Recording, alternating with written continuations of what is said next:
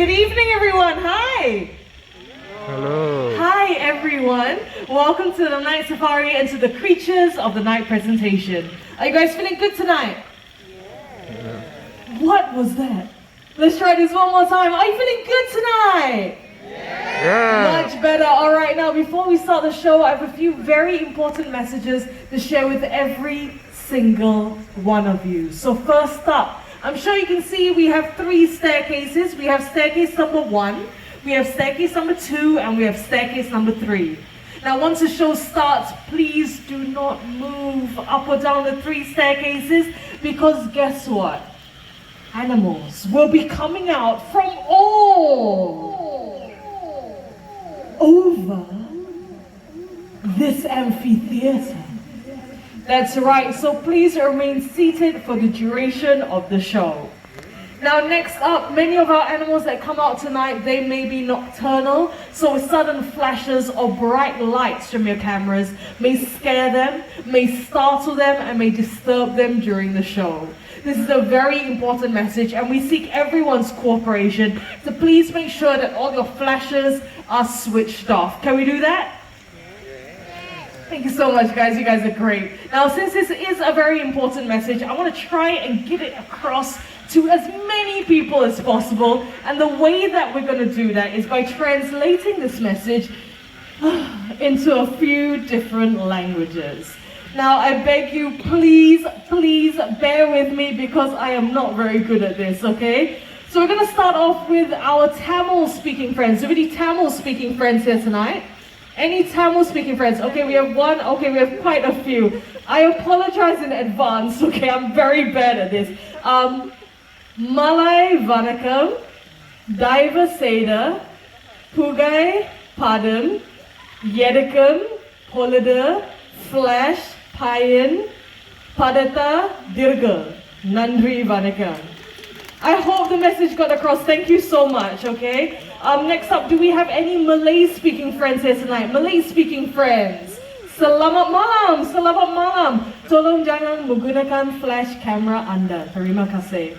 Last but not least, do we have any Mandarin-speaking guests? Mandarin-speaking guests? 晚上好，晚上好，请不要用上关灯，好不好？好。谢谢你们. Okay, she said she knows English too. I'm sure that's right for a lot of you, so let's do this in English, okay? No flash photography, okay? Now, as you might have imagined, I took a lot of time, a lot of effort to learn all of these translations, but guess what? No use. Once the show starts, you will still see people using the flashes from their cameras. So what I need you to do is, if you see anyone using the flash from their camera, try and get their attention and let them know, sir or ma'am, your flash is still switched on. Can we do that for the welfare of the animals? Thank you so much. Now, with all of that being said and all of that out of the way, I have one final question. Are you ready for the show? Guys, come on, we're not going to start like that. Let's try this one more time. Are you ready for the show? All right, then in that case, ladies and gentlemen, boys and girls, the creatures of the night will be on the prowl.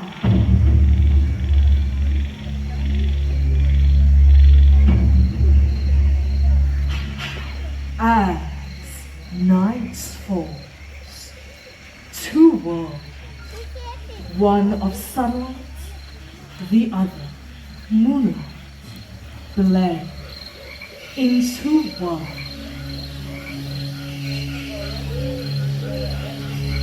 Animals like the tiny banded mongoose search for the last bits of food before heading home for the night.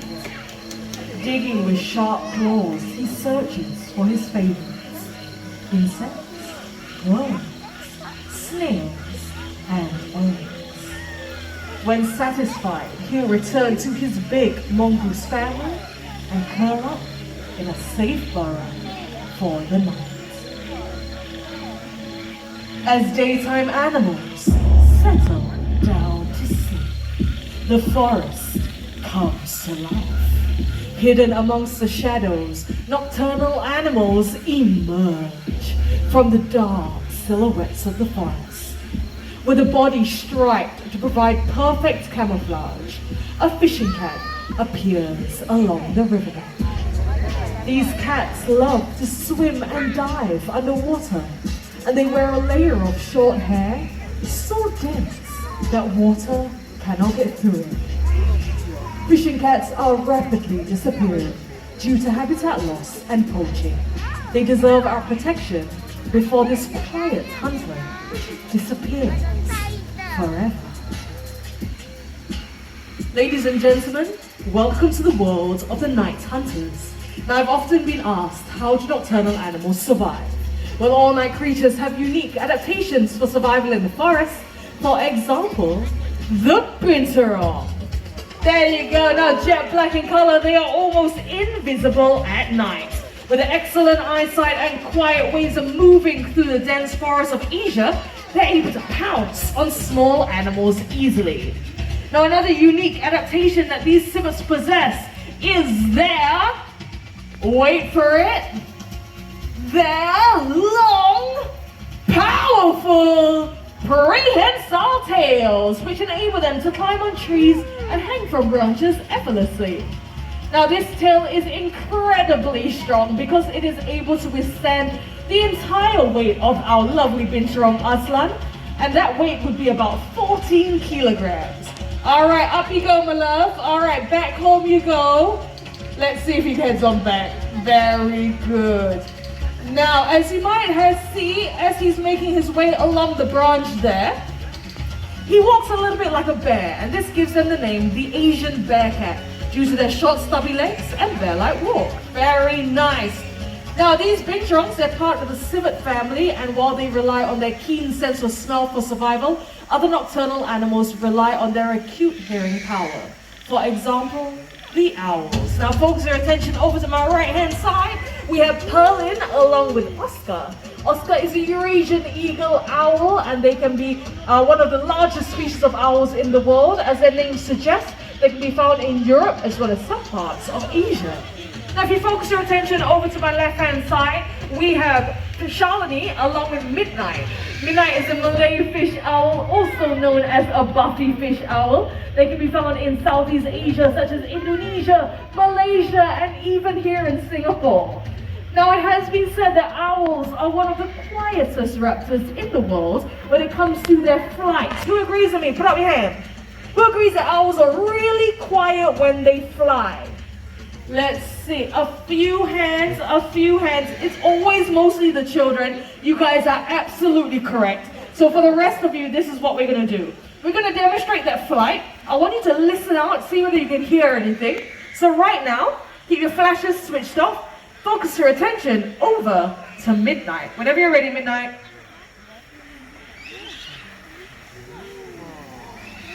There you go. Now, apart from the screeching, you would not have heard anything else. They have very soft feathers, and this gives them the name the silent hunters of the night. Now, the reason why they need to be so quiet when they fly is because in the wild, can anyone tell me, what do these owls eat? What do they hunt for? Rats, exactly. Anything else apart from rats? Mice, exactly. Now, mice and rats, they come from the same family. That would be rodents. And rodents make up the majority of what these owls eat. So in order for these owls to fly down and catch them, they need to be really quiet because rodents have a very acute sense of hearing, meaning that they can hear things really well. Now, on that note, let us give it up to our beautiful owl. We have Midnight, the Malay fish owl, along with Shalini. Thank you very much, guys. You can clap, it's okay. You did a great job. Now, you might be wondering why we still have Perlin and Oscar on stage. Thank you very much, Darren. Here he comes with the perch. Now, the reason being is that I want to tell you a little bit more about a very unique adaptation that these owls have. I'm sure some of you might have heard that owls are able to rotate their heads quite a bit, right? That's common knowledge. Can anyone tell me by how many degrees? How many degrees can an owl rotate their head? 360? Okay, anything else apart from 360? What was that, sorry? 180 is what you and I can do, so we can do like that, okay? Not very impressive for an owl. Now, let me tell you, these owls, they're able to rotate their heads 270 degrees. That's 3/4 of a circle. And the reason why they can move their heads so much is because unlike you and I, they can't move their eyes left to right or up and down. So they have to be able to rotate their heads. So take a look around their surroundings. All right, that looked very good, giving a little preview there. So tell you what, no, we're not done. We're not done. You guys are going to see it again, all right? So Perlin, take it away.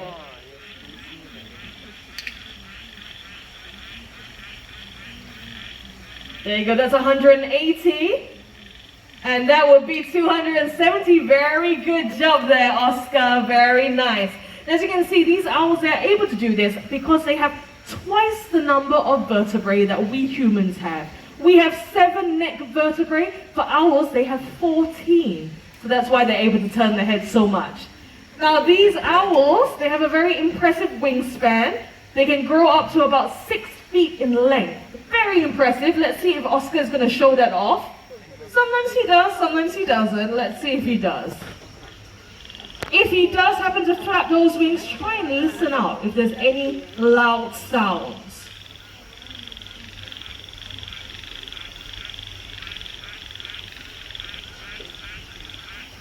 He's enjoying the stage very much.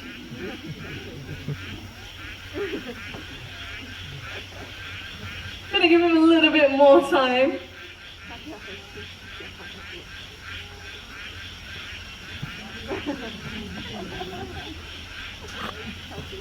Alright, we're gonna give him a little bit more time. Let me tell you a funny fact. Oh wait, hold on. There you go.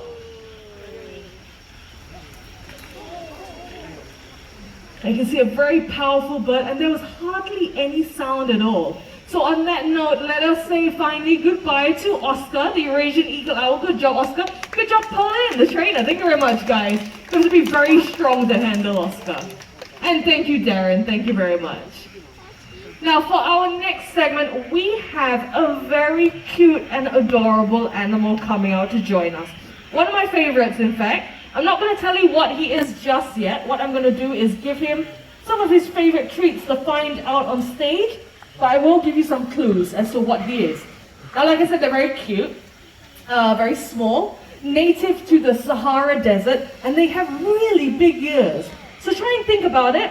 Focus your attention to the right-hand side, and you will see him in just a bit. Here comes Zaya, everyone. Now, Zaya is a fennec fox, and like I said, they are native to the Sahara Desert. Very good at jumping, not only vertically, but also horizontally. They are able to leap up into the air as well as leap forward 1 to 1.2 meters in length. Now, remember when I told you they have really big ears? Look at those right there. These ears help them to listen out for prey as well as predators sneaking out behind them. Apart from that, it also helps him to get rid of any excess heat out there in the desert. Now, don't be fooled by his very small size. He is not a baby, alright? He is fully grown. He will not get any bigger than this. That was fantastic. Look at how cute he is. Very nice. Now, these animals, they are part of the canine family, so just like your dogs that you might have at home, your pet dogs, they have a fantastic sense of smell. So you might see Zaya every once in a while take a sniff at the ground to make sure that he knows, oh, there he is, he wants to say hello. Do not reach out to touch him, no. Social distancing, Zaya. Alright, he's okay. We have Zuhairi. Zuhairi will help it out. Alright, he's exploring this amphitheater. As you can see, working with animals, sometimes these things do happen. Now, he hasn't seen an audience for a very long time, okay? So we are going to give him some time to really explore the area. He does run very fast. He's a very fast animal. But you know who's faster? This man over here, Zuhairi. Now, like I said, they have a very strong sense of smell, right? So because we haven't had shows for a while, so now with all the audiences that we have here, there's different smells, different scents. We have animals now coming back out on stage. There's a lot of different smells and senses that he needs to pick up on. Oh, Oh, there he is. Hi, Zaya. Working with animals, you have to have a lot of time and a lot of patience. Oh, there you go. Here comes Eliza.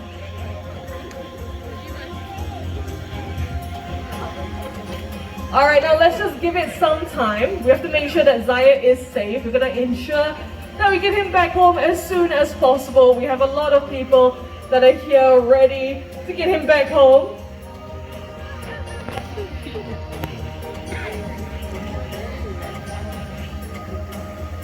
He's having a lot of fun.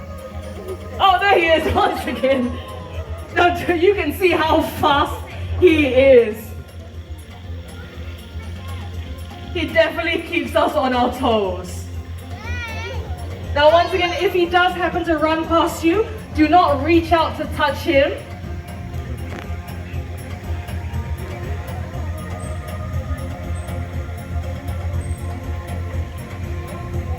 You got him? Give them a big round of applause, our two trainers. Well done, guys. The last show of the night, they really got that workout in. Very nice.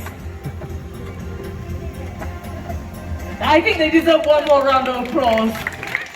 Yeah, that's a lot of work to be running up and down and across. Thank you, guys. That was Zaya, that was Zuhairi, the trainer, and that was Eliza. Fantastic job. These things happen. What can you do, right? All right, now for our next segment, we will continue with being in the African continent, so please remain seated.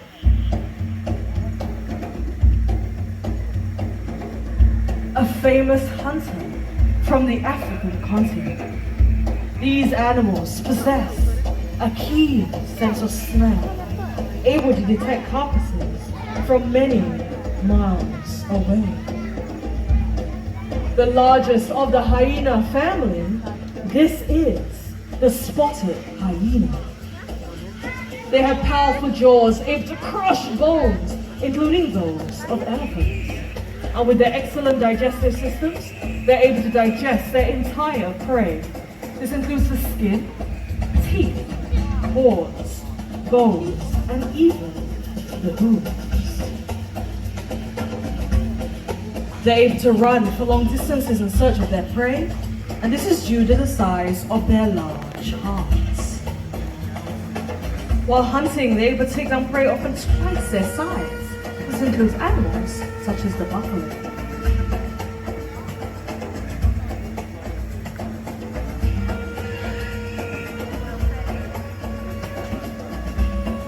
Now, many people think that they're part of the canine family due to their dog-like features, but they're actually more closely related to the cats. And speaking of cats, coming up next on the grasslands of Africa, we'll be joined by our very own slender-built serval. They resemble miniature cheetahs, except for their relatively shorter tail. And coming out in just a bit, we will have a very handsome boy by the name of Bandit.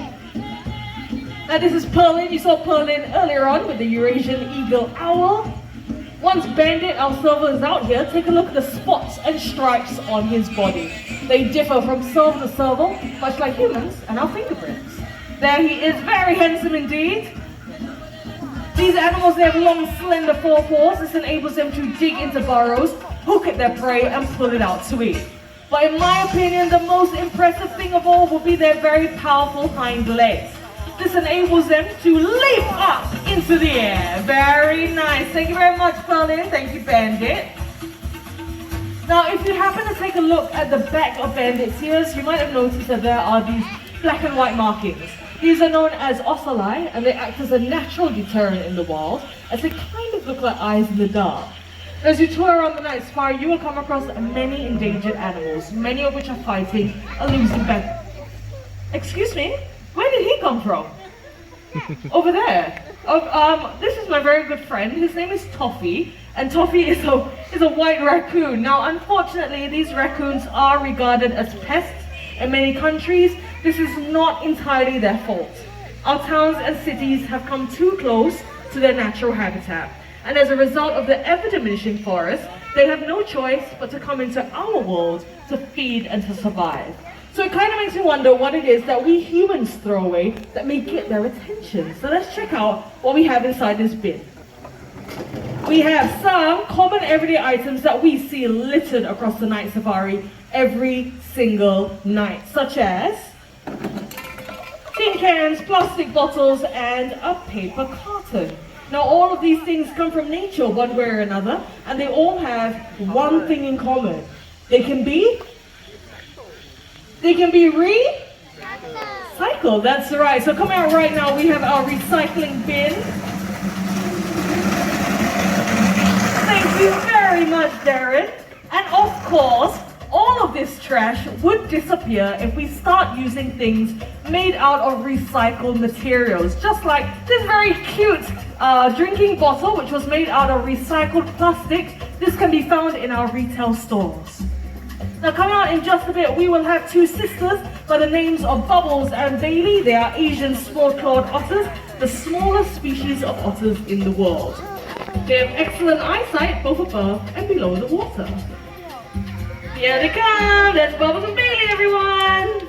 Along with Charlene. Now tell you what, I am going to be a Bubbles team tonight. So this is Bubbles. Come on, Bubbles. Okay, drop it in. Okay, drop it in. That's Bailey. Your sister is already done with that plastic bottle. Drop it in, sweetheart. Okay, very good.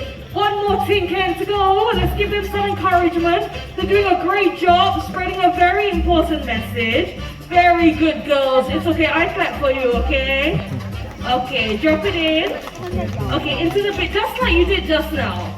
Bailey is done. Almost there, Bubbles. Very good. Okay, now we have our tin cans, we have our plastic bottles, paper carton. Paper carton. Charlie, go. Okay, I will recycle this myself, but I need all of your help, alright? This paper carton, tell me, where does it go? Does it go in with the tin cans? No? Plastic? No. Others? Yes, that's right. That was Bubbles and Bailey coming out here to share a very important message. And that is to reduce, reuse, and recycle, exactly. Now, as our journey through the night comes to an end, we shouldn't forget the lessons learned. From the owls in the sky to the binturong on the branch, they want to remind us to protect their cousins in the wild and the fragile environments they call home. What we do makes a difference, and it is up to us of what kind of difference we want to make. Because the greatest threat to our planet is the belief that someone else will save it for us.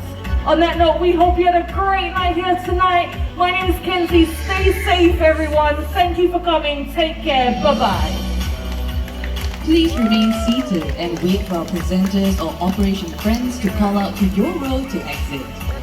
Now we'll direct you to the exit point, and once you have exited from the amphitheater, please do remember to practice social distancing by keeping at least 1 meter away from the next group of guests. With that, thank you for your understanding, stay healthy, and take care.